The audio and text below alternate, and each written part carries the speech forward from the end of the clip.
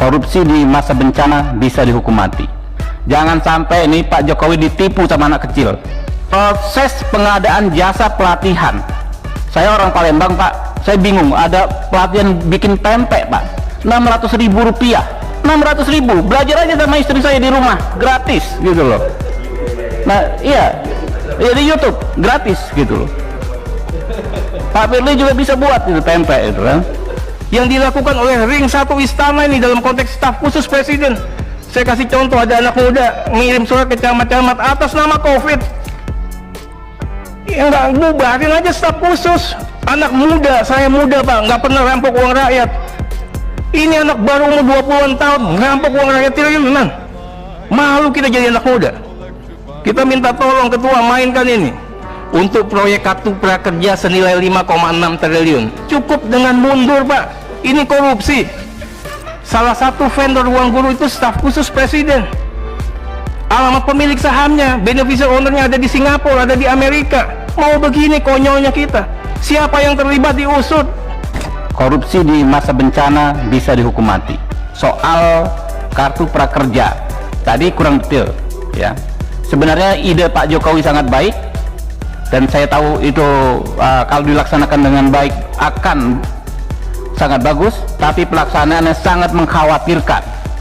Jangan sampai ini Pak Jokowi ditipu sama anak kecil. Ada dua aspek yang harus Bapak awasi ya dalam konteks tipikor ini. Yang pertama, proses pengadaan jasa pelatihan. Saya orang Palembang Pak, saya bingung, ada pelatihan bikin pempek Pak, 600.000 rupiah.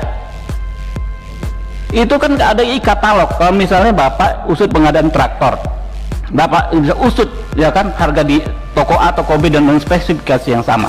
Pempek ya gitu-gitu aja Pak. Iya kan? Kapal selam, lenjer ya kan, 600.000, belajar aja sama istri saya di rumah, gratis gitu loh. Nah iya, ya di YouTube gratis gitu loh. Pak Firly juga bisa buat itu pempek itu kan. KPK harus tampil. Saya nggak bicara ruang guru kekecilan itu. Ini yang gede-gede seperti ini. Apa sudah gawat sekali ketua? Harus kita buat perpu. Kebutuhannya begitu mendesakkah?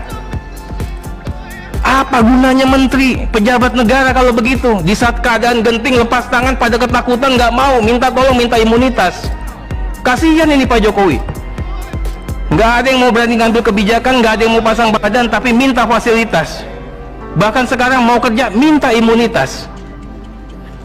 Ketua, saya minta betul bagaimana strategi dan pembiayaan serta postur. Tadi ketua katakan 405T untuk kesehatan, 75T untuk kesehatan Pak. Yang lainnya nggak tahu. 110 untuk pemulihan dikasih ke siapa? Negara mau pinjam 1.000 triliun Pak. Untuk apa? Jangan-jangan dengan perpu bisa jadi kekuasaan baru di atas kekuasaan presiden. Nggak usah pakai kampanye lagi nih, ada orang lagi jadi jagoan Pak. Bisa jadi presiden 2024 dengan modal perpu. Pak Ketua, saya ingin katakan kita harus jaga Pak Jokowi jangan sampai beliau tersandra. Yang bawa mobil orang nanti dia yang tanggung jawab kalau nabrak. Bahasa sederhananya begitu. Jangan sampai juga ada desain besar Ketua. Jangan sampai ada kooptasi kekuasaan pemerintah yang berkuasa saat ini atas nama undang-undang. Ketua harus jaga juga ini dalam aspek pencegahan. Saya ingin katakan DPR bukannya tidak tahu, DPR bukannya tidak mengerti, bukannya DPR bodoh, tapi kita katakan DPR bersabar. Mau sampai mana langkah mainnya ini? Kami mau KPK ini proaktif, menjaga dan melindungi pemerintahan yang sah, memberikan masukan, rekomendasi terkait dengan kebijakan-kebijakan yang anomali dan menyimpang. Di negara mana saja Ketua, infokan ke kami. Ada COVID tapi tiba-tiba dibuat perpu seperti ini. Ini Ketua nggak usah repot-repot ngurusin yang kayak gitu. Ini di hulunya dulu dimainkan. Kita bukannya nggak tahu ini mainan siapa, desain siapa, siapa yang diuntungkan Ketua. Beneficial owner dari semua ini kan kami juga tahu. Praktek kotor PJB, obat, alkes dan APD untuk BUMN dan di luar BUMN. Saya udah katakan ini berkali-kali, mafia obat nih nggak hanya dari dulu sudah Pak, harga obat 1 rupiah jadi 1.000 perak, alasan generik, bisa juga 10.000. Nah kemudian juga mafia farmasinya dong Ketua. 90% saat ini obat berasal dari luar negeri bahan bakunya. Kok bodoh sekali kita, Ketua. Ini desain besar perusahaan farmasi, Pak. Ini yang harus diangkat. Bagaimana juga Alkes masih import sebagian besar, padahal kita bisa, Pindad juga bisa. KPK harus bisa mengingatkan negara dalam konteks pencegahan. Kita harus berdaulat. Bagaimana BUMN harus menjadi frontier, tapi BUMN-nya benar. Jangan sampai kita terjebak sama short term policy yang ujung-ujungnya duit, ujung-ujungnya proyek, sehingga memakmurkan para trader dan menjaga kekuasaan para mafia. Berikut, Ketua, nih saya pikir mewakili teman-teman Ketua mengenai SE Bansos SE 11 2020. Oke, apresiasi terkait dengan DTKS. Fair value-nya dilakukan Kemensos basis data Dukcapil. Tapi Ketua, yang ingin disampaikan, saat ini kayak di Jakarta, itu kalau basisnya Dukcapil, itu hanya warga Jakarta. Orang Jakarta ini 70% orang luar yang tidak ber-KTP, dan sekarang potensi rentan miskin. Kita mau bagi, gimana bawa baginya? Jumlahnya berapa?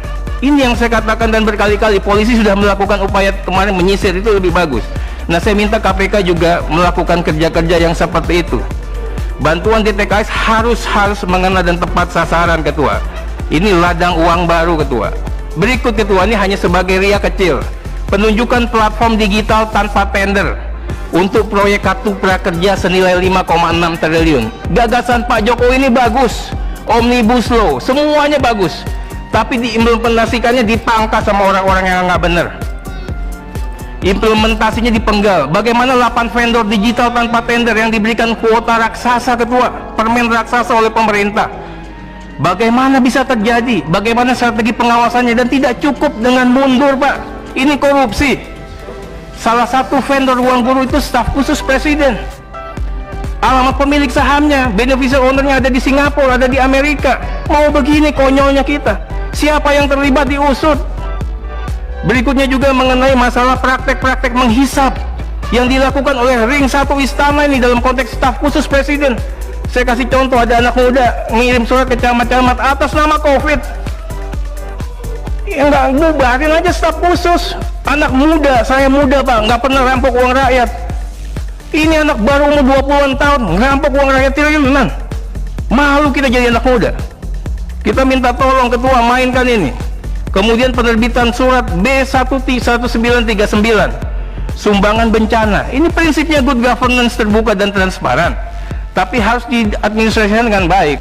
Saya ingin katakan bagaimana, Ketua sudah mengatakan harus diumumkan pakai website resmi, keluar masuk per hari diumumkan. Tapi yang jalan berapa, Ketua? Tindak tegas, kalau dia ngelanggar nggak boleh terima donasi lagi. Ini kan gratifikasi, Pak. Cukup. Terakhir, Ketua, mengenai Pak Novel, kita pikir mudah-mudahan tetap diperhatikan Pak Novel Baswedan, bagaimana kesehatannya beliau. Walau bagaimanapun beliau adalah patriot penegakan hukum tindak pidana korupsi. Mungkin itu saja, masih banyak tapi cukupkan, Ketua. Terima kasih, Ketua. Jadi itu gimana menentukan harganya? Itu ada bikin kopi kalau nggak salah berapa pelatihan sekian ratus rupiah, itu dikejar, Pak. Gitu.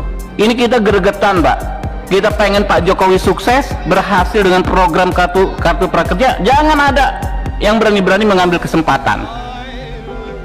Yang kedua, soal penunjukan mitra tadi udah diborong oleh Pak Terry. Nah, berikutnya Pak Firly dan kawan-kawan, saya juga mempersoalkan daerah-daerah yang ingin melaksanakan pilkada. Tadi Bapak udah sebut kayak Jember itu tertinggi, padahal Surabaya saja yang ibu kota provinsinya dan mungkin lebih merah zonanya hanya puluhan. Kejar, Pak, cari, Pak. Itu orang nyemprot-nyemprot di jalan, Pak Firly. Saya juga bingung, jangan-jangan itu cuma karbol satu botol, isinya lainnya air semua, disemprot gitu kan. Kejar, Pak. Ya. Lalu Pak, ini saya sedikit cerita. Kemarin kita ada Satgas Covid DPR pakai duit pribadi, karena teman kita Pak Dasko sembuh karena obat herbal tertentu, kita beli, kita bagikan gratis. Tapi reaksinya luar biasa. Saya pikir ini normal, tetapi ketika saya analisa, saya khawatir nih ada orang-orang yang takut kehilangan lapak. Jadi tidak semua orang memandang kasus COVID ini dari sentimen kemanusiaan saja. Banyak yang memandang ini sebagai bisnis, ajang mengambil keuntungan, dan takutnya bersifat koruptif karena di suasana yang pandemik begini. Nah, disitulah kita berharap pada KPK. Saat ini Pak, sebetulnya institusi yang paling bisa punya peranan besar ya, penjagaan negara ini dari korupsi dari pandemi hanya KPK. Disampaikan Pak Terry tadi betul ya, KPK nggak ada anggaran dan lain sebagainya dapat dari COVID ini dan lain sebagainya, nggak ada vested of interest.